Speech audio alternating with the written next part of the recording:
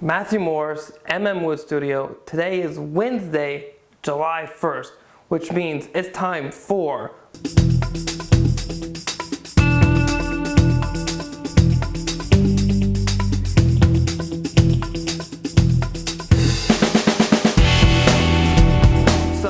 I've been pretty busy here, not just in the shop, but doing other shop stuff in the house, editing as well.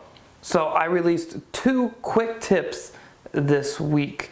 Hopefully you guys got to check them out. The first one was how to sharpen, to sharpen often, and how to sharpen a spoke shave blade freehand, which is how I sharpen my spoke shave blades, at least the flat one. And the other quick tip was how to set your table saw blade to a particular angle. In this instance, the angle was the 6 degrees I'm using in this chair. So if you haven't checked out both of those videos yet, please do so. Take a look, leave comments, and guys, let me know if you like these or not. I've gotten a little bit of feedback that you like them, and some people like the tips, but let me know. As I'm editing this stuff, like for instance, the angled one, that came straight out of me editing. I was like, oh, this is perfect. This could be a great quick tip. And cut it together, threw on an end card to it, popped it up, and we had a tip in about 15-20 minutes. Usually editing, most things take a little bit longer than that. I also released another video this week, which was a review on the Veritas, unboxing and a review on the Veritas Mark II narrow blade honing guide. And I got that in the mail or delivered to me a couple of weeks ago, and I finally opened it up to use it. And check out that video as well. Now, the other thing I did this week, shop related, was I solved the problem that I had in the last update, which was last week when I went live. And remember, I'm going to do these things once a month now, so I really needed to solve the problem, which was audio. So this little Replay XD guy, this is the camera that I use for that, and has a collar that gets around it, and then that mounts to the tripod.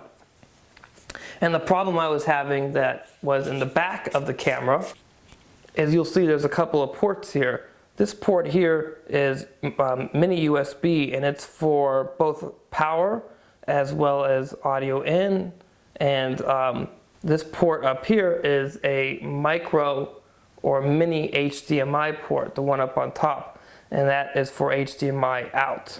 And there's a whole bunch of buttons here that control if you're taking video or still pictures, what the field of view is, and the frames per second, and the colors on these guys light up just like that. It's going to shut off because I don't have a card in it right now. But and then there's this little guy here, which tells you what all of that means. The camera also has Wi-Fi built in, so you don't have to change the settings in the back. You can change the settings right on your iPhone or Android device. So the problem I was having was I could power this guy and take the HDMI out, but I didn't have a cable to get the video, the audio source in, that is, and I was using the mic that was built in. So I gave them a call. They do have a cable. It's a little bit buried on the website, and there are actually only a couple freeway exits for me, so I'm hoping to get that cable pretty soon. Now on to the actual woodworking this week. And since you guys have been looking at the chair, you probably can tell that there has a lot been going on, because last week in the live update, these guys weren't in, and this guy was still one big block. And that has all changed. I headed over to the bandsaw and made the templates for these 2 pieces here. And after making the templates and finalizing them, I came over and cut these guys out at the bandsaw. Then after cutting them up, I cleaned them up with a variety of things, from mainly a block plane and a spoke shave, and a little bit of sanding on the rigid sanding station. I'm just really pleased with these. They look really good, and I can't wait to get the ebony into the center back slat. Now the center back slat has ebony bars in it that change shape, just like in the living room armchair. And just like in the armchair, they have sterling silver inlaid inside of them. So I ordered that sterling silver this week as well. So hopefully that'll be here in the shop in the next week or two. I'm not quite ready for it, but I wanted to get it in before I needed it. So that was really cool. Ordered that, got these guys in and fitted. And when I fitted them with the crestrail still in its big block state, so before it was shaped. And the reason I want these guys fitted before it was shaped was you remove material back here, and I just wanted to make sure I had enough wood around the mortises when I was fitting these in case I really wanted to, if I was accidentally trying to fit something in that was a little bit too thick. I didn't want to crack the wood, get a split, or anything else like that. So I fitted them before, and then it was time to carve the crestrail. So carving the crestrail is a lot of fun, but it's one of those things I really need to be in the mood for. I just have to feel it. I don't want to force something like this because you got one part, and I don't want to make another part to carve at all. So I got to do it right the first time. And sure enough, that's what I did yesterday. So maybe you guys saw it on Instagram. I was posting pictures as I was carving. And then today I posted a little short video of the process from me saying I'm pumped to actually a little video walking around it. So the crestrail is carved with a 4.5 inch angle grinder with a flat carving wheel on it. This is what I use, one of those Holy Galahad grinding wheels. Now I have a flat one and the round one, and I have moved to using the flat one away from the round one. Now the reason for this is that the round one can definitely remove more material faster, but it's just, I find it's easier to control what I'm removing with the flat versus the round. So before I was able to carve, first I had to lay out my lines. And so after I got all the lines laid out, then it was time to get this guy clamped up to my assembly table. So I had a board clamped to the table, and then the crestrail clamped to the board farther out so I can move around the piece. The biggest thing out of carving something like this is, one, having great layout lines, and two, is whatever you do to one side, immediately do to the other side.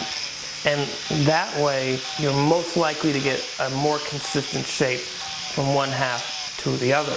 So then after carving this thing with a combination of a block plane, flat bottom, and round bottom spoke shave, I was able to clean this guy up.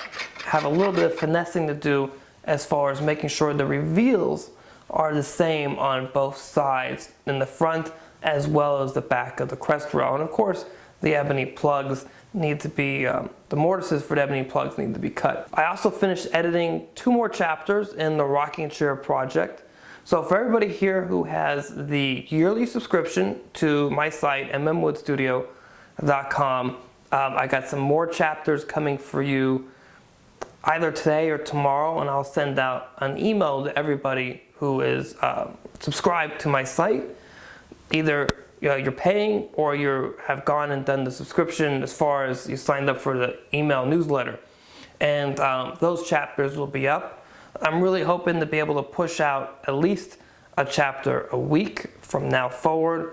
I just crossed the 3,000 follower mark on Instagram, which I was really happy about.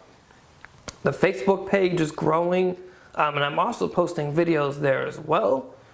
Same stuff I do on YouTube, but edited a little bit different for Facebook. But give me a like over there as well if you can. And so just share it, help me get the word out. Let's get other people watching this, because I think it's a lot of fun, and hopefully you guys think it's a lot of fun too. So anyways, that's it. Enough plugs for tonight. Hope you guys have a great week in the shop, because I had a great week in my shop. And I will see you guys next week. And until then, as I said, have a great week in the shop.